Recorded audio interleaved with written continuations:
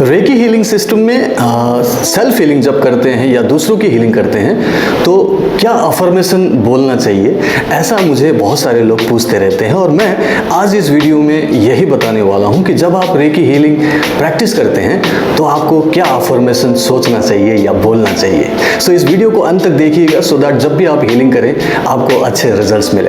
मेरा नाम पूरन शर्मा है, मैं एक reiki grand master, mind trainer, holistic lifestyle coach हूँ और मैं पिछले 21 सालों से रेकी एंड माइंड पावर पे काम कर रहा हूँ। और जब मैं अपने स्टूडेंट्स को रेकी हीलिंग प्रैक्टिस करने के लिए देता हूँ तो साथ में मैं कुछ ऐसे अफर्मेशन से जरूर कहता हूँ जो कि उनकी हीलिंग को बहुत ही इफेक्टिव और प्रभावशाली बनाता है। सो वो अफर्मेशंस क्या है?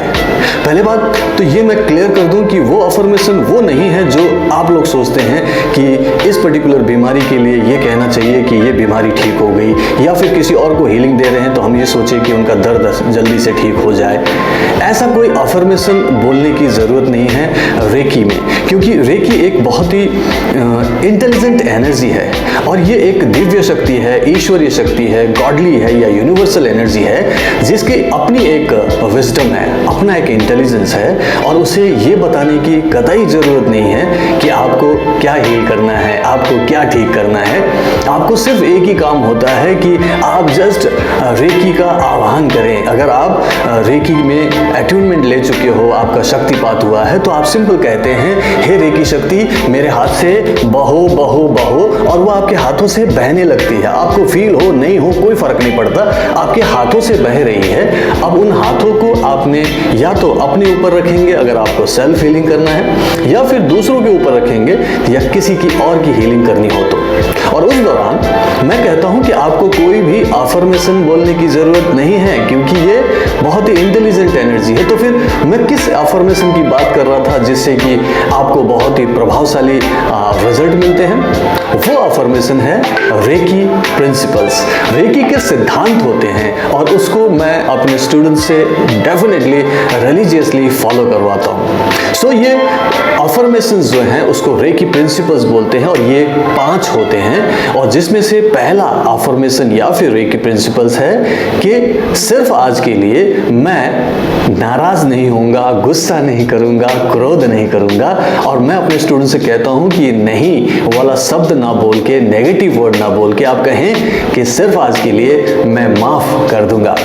सो जब आप माफ करने की स्थिति में होते हैं, जब आपके अंदर किसी के प्रति गलत भाव नहीं होता और आप बहुत ही पवित्र रूप से सोच रहे होते हैं, तो आपकी जो हीलिंग एनर्जी है वो बहुत ही प्रभावशाली बन जाता है। तो सबसे पहला हमने कहा कि हम माफ कर देते हैं, चाहे कोई भी हो, आपके अंदर उसके प्रति कोई भी गलत भावना नहीं है। फिर दूसरा प्रिंसिपल है वो है कि सिर्फ आज के लिए मैं वर्तमान में जीऊंगा, चिंता नहीं करूंगा। सो आप चिंता नहीं कर रहे हैं, आपके अंदर की एनर्जी बहुत ही स्टेबल है। आप ना पास्ट के बारे में सोच रहे हैं, ना आप फ्यूचर के बारे में सोच रहे हैं, आप सिर्फ वर्तमान में हैं। या तो आप अपनी हीलिंग कर रहे हैं और आप सिर्फ और सिर्फ यही काम कर रहे हैं, या तो आप दूसरों की हीलिंग कर रहे हैं उसके भले के लिए, उसकी प्रॉब्लम सॉल्व करने के लिए, तो आप सिर्फ वही कर रहे हैं। सो आपका माइंड स्टेबल है। और ये प्रैक्टिस से होता है, डायरेक्टली सिर्फ कहने से नहीं होता है, प्रैक्टिस से होता है। जो मैं अपने स्टूडेंट्स को महीने से 3 महीने तक प्रैक्टिस कराता हूं तो वो उनकी आदत बन जाती है। फिर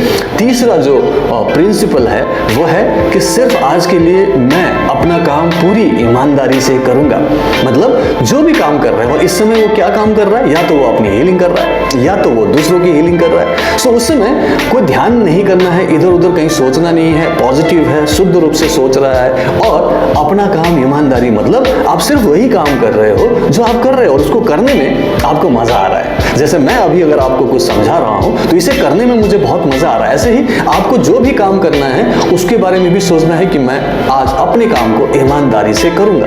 तो ये जो रेकी प्रिंसिपल्स हैं ये आप एक बार सुबह सुबह अपने आप को याद दिलाते हैं और ऐसे ही जब भी आप हीलिंग करो ये प्रिंसिपल्स याद होनी चाहिए। सो सिर्फ आज के लिए अपना काम ईमानदारी से करूंगा। और फिर चौथा जो होता है वो भी बहुत इंपॉर्टेंट है कि मैं आज के दिन सबके साथ अच्छा व्यवहार करूंगा।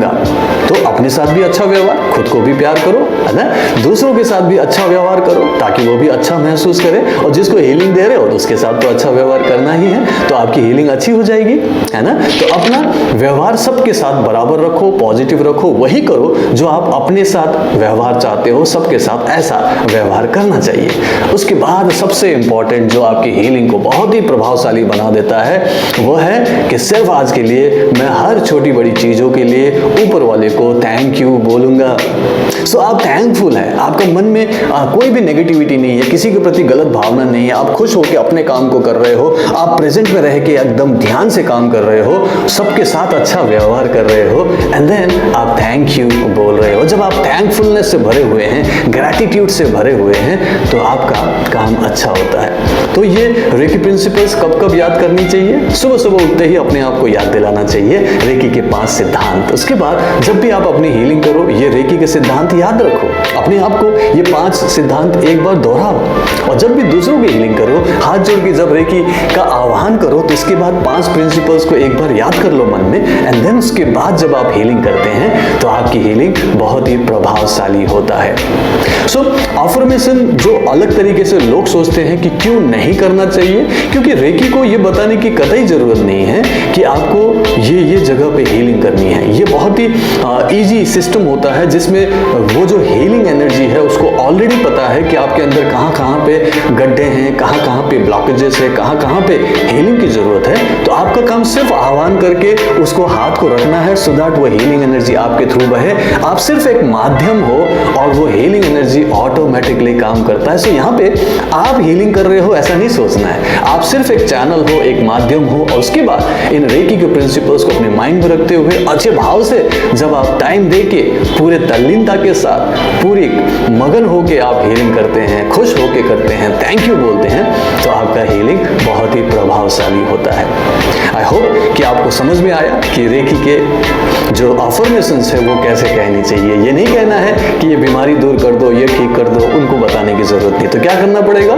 सिंपल अपने आप को पॉजिटिव बना के स्टेबल रखें, खुश होकर हीलिंग करें और रेकी के 5 प्रिंसिपल्स को दोहराते रहें मन में और हीलिंग करते रहें। और हीलिंग करते वक्त सिर्फ इतना कहें कि बस ये ठीक हो जाए, उसके अलावा मुझे कुछ नहीं चाहिए, thank you so much, God bless you. ऐसा कहते हुए जब आप हीलिंग करेंगे तो हीलिंग आपकी प्रभावशाली होगी। आई होप कि वीडियो आपके लिए यूजफुल रहा हो, आपने समझ लिया हो कि हीलिंग कैसे करनी है, अफर्मेशन क्या बोलना है और रेकी के सिद्धांत आपके लिए क्यों जरूरी है।